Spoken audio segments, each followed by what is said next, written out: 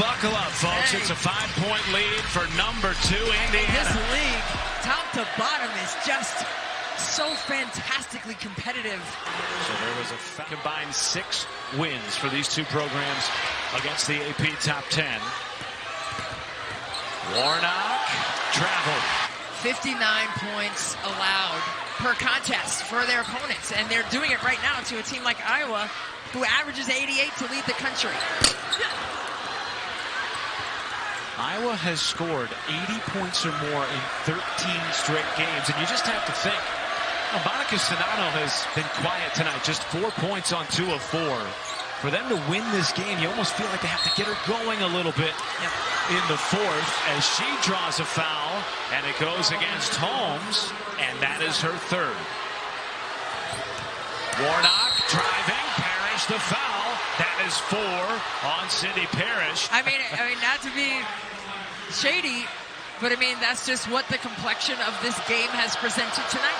8 of 17 Iowa is from the stripe. Warnock, one issue though, aside from the free throw shooting, Indiana might run out of players here. Garzon on the bench with 4, Parrish with 4, more McNeil with 3, Holmes with 3, and now Garzon is back into the ball game with those 4 fouls. Who have been battling it out, not just the post players, the guards getting downhill and getting into the paint as well. It's interesting. Iowa led Indiana points in the paint 24-16, but what we have seen in the second half is the emergence of Mackenzie Holmes finding her rhythm in the post. And there's Czinano, a second chance. Warnock pays it off from downtown. The offensive boards for Iowa. And that has saved them many times here tonight. It's like a 1-3-1.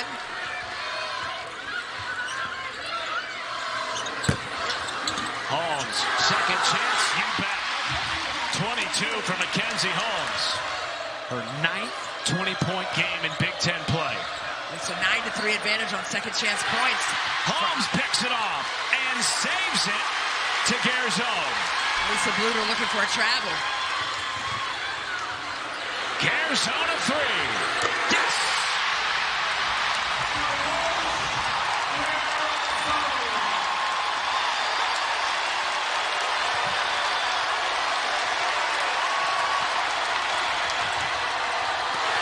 Rejected by Garzon.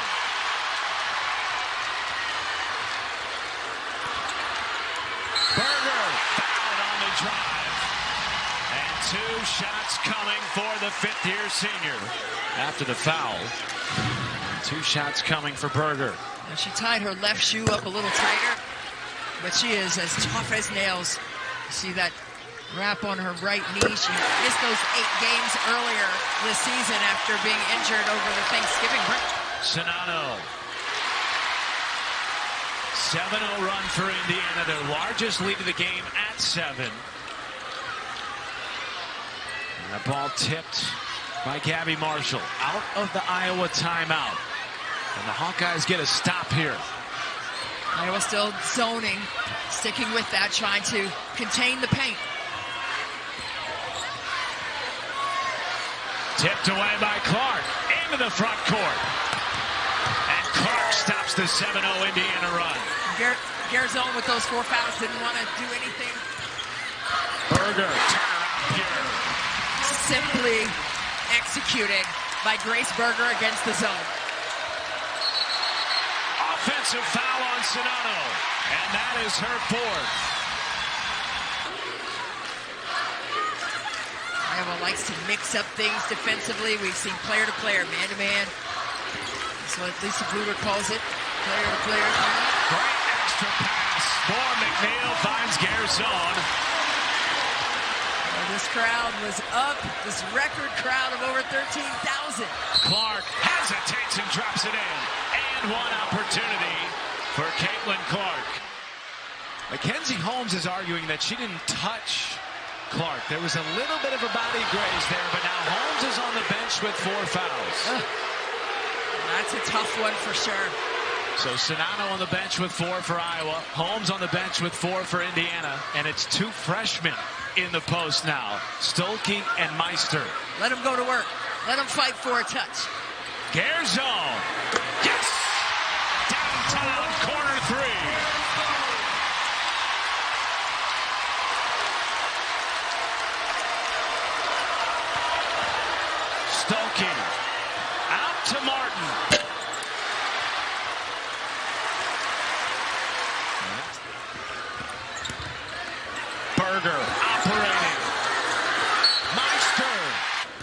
said that Lisa Bluder told her it's about the team who makes the least amount of mistakes. Czinano back in the game with 4 fouls. Lisa Bluder rolling the dice with her team down 10.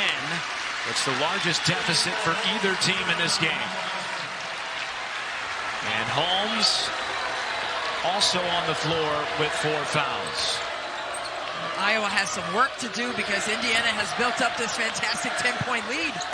Czinano puts it down. But they just haven't been able to get that on a consistent basis tonight, and credit Indiana's defense for that. They held Czinano to just 6 shot attempts. Berger floating, counted in the foul. 25 for Grace Berger, a new season high.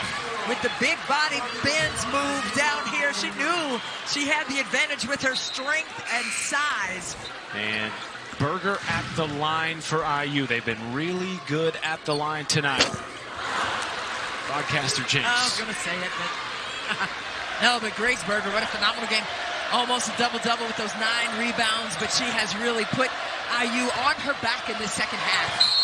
Caitlin Clark responds, putting the team on her back. All 8 of Garzon's points can come in the 4th quarter. Holmes defended by Czinano with 4 fouls. Contact. Now who's the whistle on? That's a major impactful play for the foul, but Czinano will take a seat. 7-point lead for the Hoosiers. Well, that's when you pop your hand up if you're Caitlin Clark, like that's me. The door has been left open, though, for the Hawkeyes and Caitlin Clark. 2:15 to play. Stuelke into the chest of Holmes. Get 2 on the ball, 2-1 pass away, and get some deflections and push tempo and try to get some fast break opportunities. Some pressure from Iowa, and it leads to a foul. Warren McNeil, an 83% foul shooter. We asked Terry Moore, what's been the catalyst for this? Maturity. Yeah. Grew up in a small town in Tennessee. Came here as a freshman, first time really playing in front of crowds like this, and it's taken her some time to find her footing. Boy, has she ever. Well, the leadership has come organically for Chloe Moore McNeil. I think you have to fly around and try to get some steals created in live ball situations. Into Berger. Somebody's got to come up and close it. There it is, the double team. They're trying to get the double team. Somebody needs to rotate to that next pass, though. Nobody was there to rotate. Wow, and a foul comes in from Caitlin Clark. That's the 4th on Caitlin Clark. I mean, they don't hurt. but and if Caitlin Clark's taking them, they definitely don't hurt. That's what I'm saying. But you don't have Monica Czinano in there. Yep. I would say she's got to pull them. She's got to pull them. There she is. Rebound Stuelke, tap back out. Martin. Warnock off the window. And here's the full court press. They're fouling right away. They've got some big ones coming up down the stretch. Look at that. But that's what the Big Ten is all about. And that's what makes this game so important. Absolutely. You see that right there at Iowa, and that game is already sold out. 1:16 to play. Clark, too hot with the pass to Stuelke. And that has been the difference in this game. Terry Morin said with this team, there's just an extra level of toughness compared to previous seasons. Iowa seemingly content to defend this set, but a foul will send Holmes to the charity stripe. In what could be a battle for the Big Ten championship.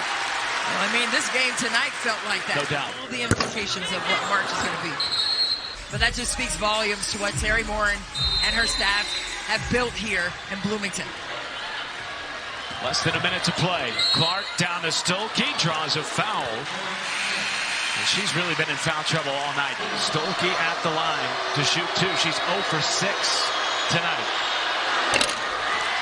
But it's just been an issue this evening for Iowa. Rebound, Moore McNeil. Well, this is a women's program that has had just historic season after historic season. You saw the WNIT banner at the end. They want to crack the code Yep. and get back to the Final Four. And in March. You know that your hard work is paying off, and you just need to keep chopping. Timeout, Lisa Bluter, the final timeout for Iowa. And she gets some magic here. 45 to play. Clark, no. Rebound picked up by Sandvik. And Indiana will head back to the foul line to put this game on ice.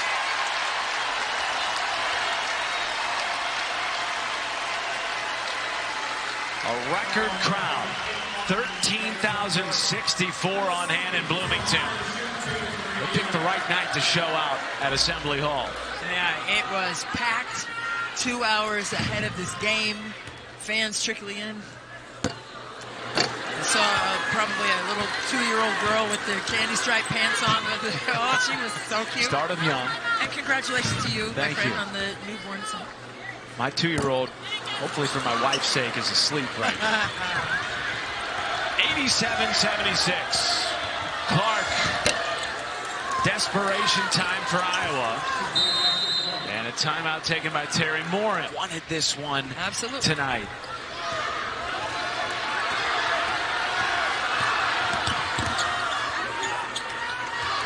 We're just going to burn this clock here.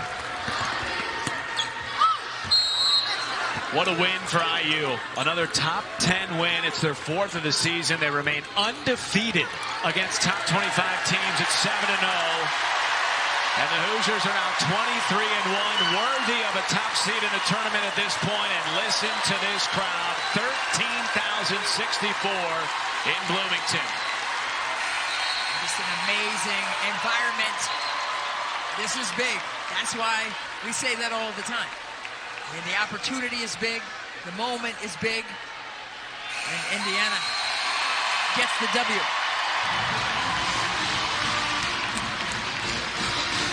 I just think Terry Morin and her ball club, they willed this game on the defensive end, and that was the big difference maker.